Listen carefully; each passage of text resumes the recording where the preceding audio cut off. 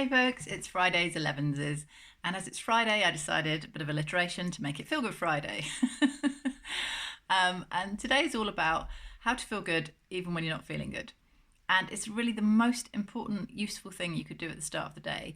It feels like you don't have time for this. It feels like you've got too much else to do, and that your feelings are, just a random product of whatever's happening to you or whatever's happening in the world, and you have no real flow or decision over it at all. You do.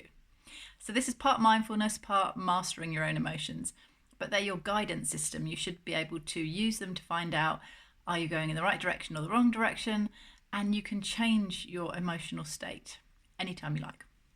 There are loads of tools for doing this, which I will go into somewhere else, but right here, right now, here's just a quick way to do this. So focus on very simple things of what is going on right now in your head. You can write it all out on a piece of paper if you like that kind of thing, or just say it out loud, or whatever works for you.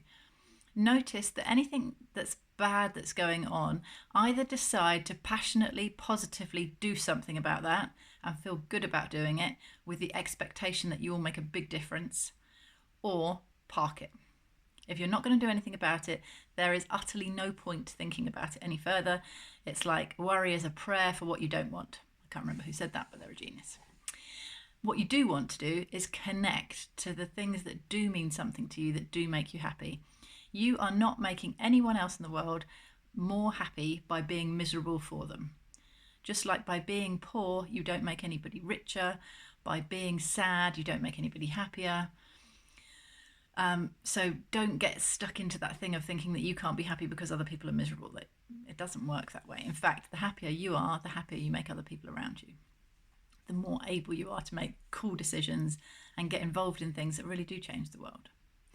So, as E.M. Forster said, only connect. So connect to yourself. How do you feel right now inside? Your heart is beating perfectly, yes? You're breathing well, yes? You're feeling warm, yes?